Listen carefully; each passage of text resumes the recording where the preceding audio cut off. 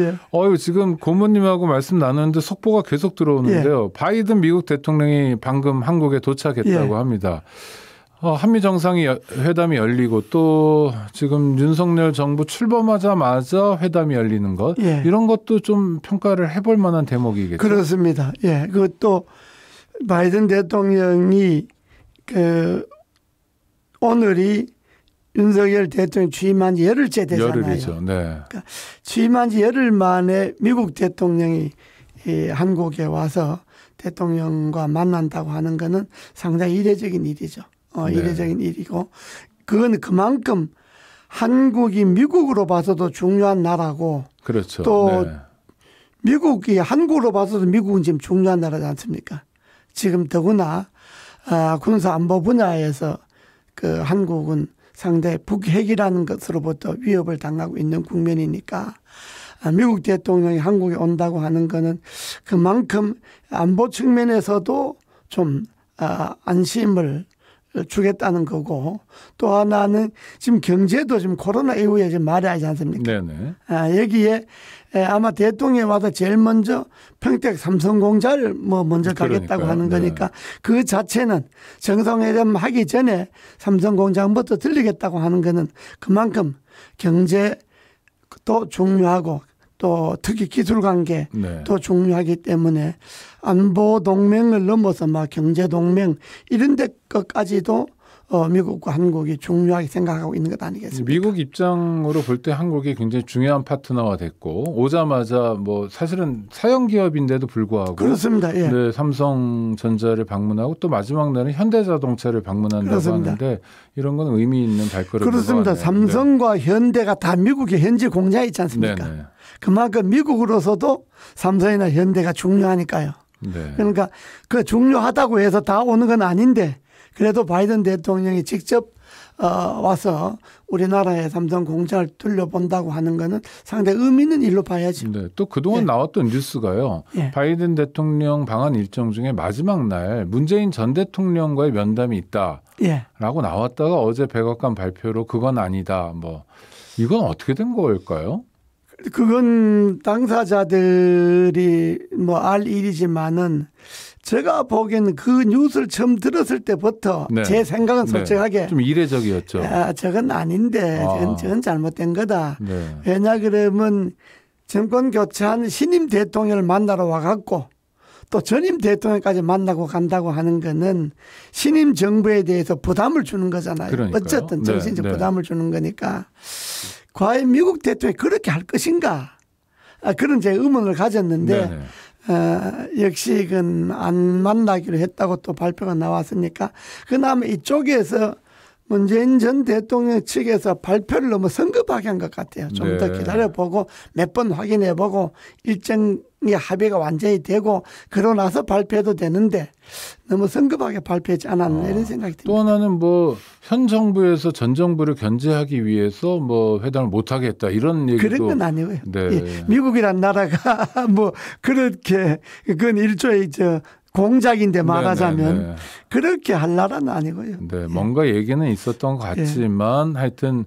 최종 숙성되지 않은 상황에서 그렇습니다. 보도가 먼저 나왔고 이랬던 거. 제가 보기에는 일종의 그렇습니다. 해프닝일 수도 있고요. 네, 하여튼 그래서 매우 이례적인 장면을 또 볼 뻔했는데요. 넘어가고요.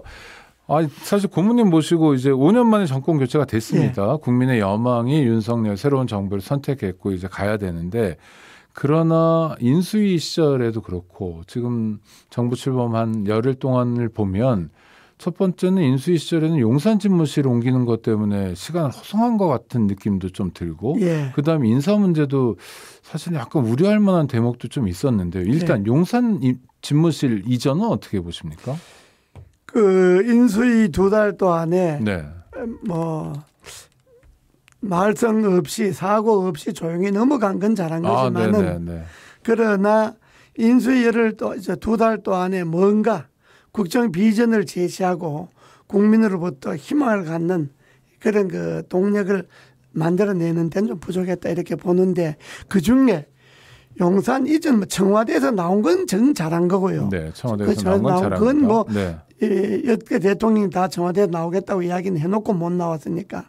그런데 과문 조합청사로 이전하겠다, 과문 시대를 열겠다 해놓고 국민들에게 특별한 설명 없이 긴급히 용산으로 정한 거는 그건 좀 소통이 좀 부족한 거고 그 결정은 대통령이 뭐 철학과 결단을 했다고 하지만은 그러나 대통령실을 옮기는 거는 개인 이삿짐 옮기는 건 한번 다르지 않습니까? 네, 맞습니다. 그래서 충분히 국민의 여론도 듣고 국민들에게 좀 토론도 하고 공청회도 하고 여론조사도 하고 그렇게 해서 결론을 그렇게 이끌어냈으면 좀 좋았을 텐데 그런 과정이 좀 부족했지 않느냐. 네, 논의와 소통이 없었고 또 하나는 시기도 너무 급하게 간 거 아닙니까? 그러니까 좀 여유를 두고 지금도 공사 중이라는 거죠. 그러니까 지금도 취임했지만은 지금 저 사제에서 출퇴근한 것 아닙니까?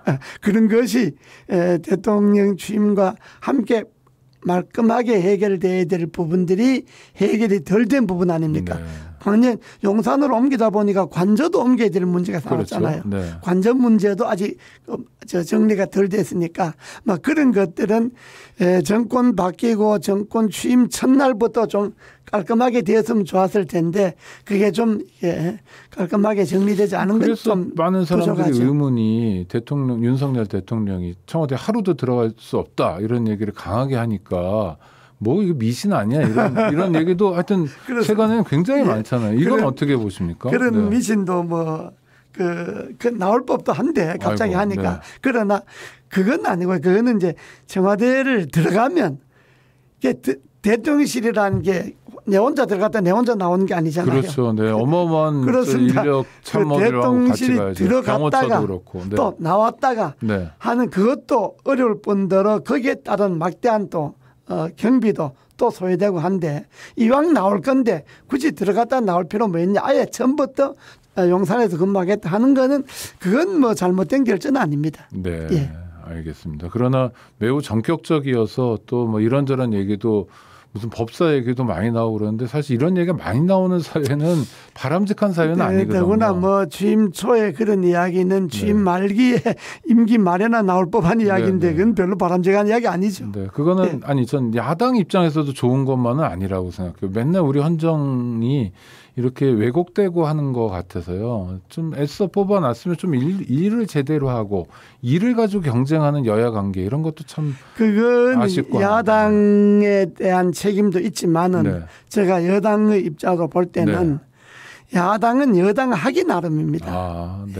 여당이 좀 더 야당이 선거에 패배한 야당의 입장을 배려하고 야당을 좀 존중하고 그렇게 해서 소통을 해나갔으면 좀 중간에 그런 것들을 많이 정리할 수 있었는데 그거는 여당이 좀 정치력이 부족한 점도 있죠. 네. 그러면 앞서 속보로 온 것처럼 민주당이 이제 임명동의안을 찬성한단 말입니다. 그러면 그동안 문제가 됐던 보건복지부 장관 후보자 정호영 후보자나 또 대통령실에서도 간첩 조작에 가담했다는 공직기강 비서관이나 특히 윤재순 비서관 같은 게 뭐 성추행 이렇게 몇 분 야당에서 아주 강하게 반대하는 분들이 있잖아요.